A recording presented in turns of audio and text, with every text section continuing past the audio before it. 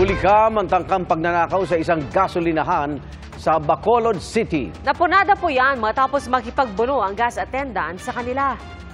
Nagpanggap umano ang dalawang holdapper na magpapagasolina hanggang sa magkaroon na ng komosyon. Sinakal pa ng isang suspect ang kahera ng naturang gas station.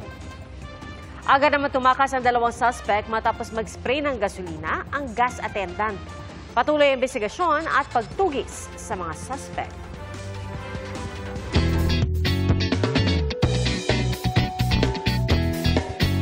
Tinangaan ng isang security guard sa Camarines Norte. Yan ay matapos niya magsauli ng naiwang bag na may lamang 1,000,000 piso.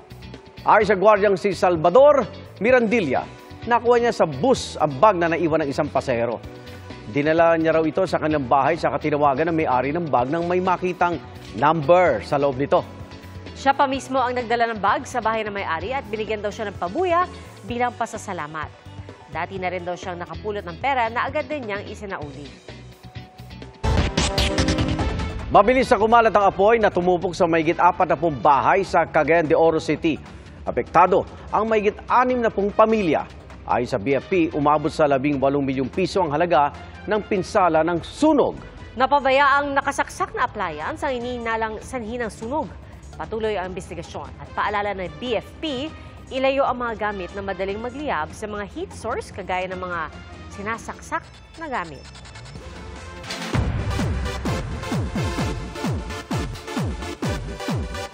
Back to back to back ang mga ganap sa K-pop, kabilang ang concert ng Korean superstar na si IU nitong Sabado. At proud dad moment din ito para kay Patrick Garcia ng anak, isa sa junior dancers ni IU. May regalo naman sa ARMY ang mga miyembro ng BTS na sina Jungkook at Jin. Narito ang showbiz saksi ni Aubrey Carampel. Hi, we are Twice! The feels for Twice is real sa kanilang pagbabalik Pinas for their fan meeting. Sa press con, one's hearts are burning sa kilig dahil sa kanilang Pinoy words and phrases. Maganda si Chiyo. Maganda. Okay. Thank you. Ako si Taeyang. Baliw. Salamat po. Siyempre, may pa-egyo rin si Mina, pero Pinoy style. Ay, nako talaga. At sa fans na nangangarap na maging idol someday, may mensahe ang dancing queen na si Momo.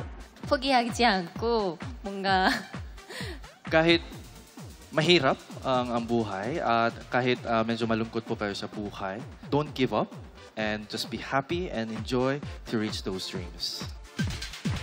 UNS are truly fine matapos ang jam-packed concert ni superstar IU last weekend. Na-surprise rin ang Pinoy fans ng kumanta ng OPM song si IU, na Pasilyo by Sunkissed Lola. Mismong ina ni IU may gifts din sa fans na umattend ng concert, kabilang ang 2 pieces of photo cards. May fangirl achieved moment din ang anak ni na Patrick Garcia at Nika Martinez dahil isa si Michelle Garcia sa junior dancers ni IU sa concert. One proud dad naman si Patrick na sinabing it's only the beginning for their baby girl. The K-domination ain't over dahil spotted naman around Manila ang South Korean actor na si An Boo-hyun. Kamakailan lang ginanap ang fan meeting niya sa bansa. Napapanood si Boo-hyun sa Yumis Cells sa GMA Afternoon Prime. ARMY, kung namimiss nyo naman ang BTS, don't worry dahil this June, abangan ang bagong fan-dedicated song ni Jungkook na Never Let Go. At sa anniversary ng BTS, asahan din ang paglabas ni Jin from military. Kaya't may nakahanda siyang Jin greeting kung saan yayakapin niya ang 1,000 fans. Magkita-kita tayong muli! Fighting! Magbabalik ulit sa Pilipinas ang OG runners ng hit reality show sa Korea na Running Man. This July, nakaset ang Run to You in Manila kung saan may hatid sila na iba't ibang sorpresa. Patuloy namang napapanood sa GMA at GTV ang Running Man Philippines Season 2 every weekend. Para sa GMA Integrated News, Aubrey Carampel ang inyong saksi.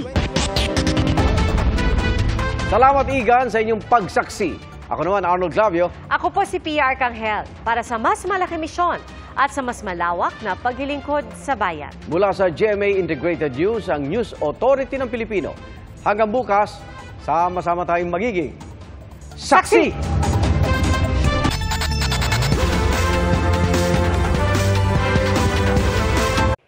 Mga kapuso, sama-sama tayong maging saksi. Mag-subscribe sa GMA Integrated News sa YouTube at para sa mga kapuso abroad, samahan niyo kami sa GMA Pinoy TV at sa www.gmanews.tv.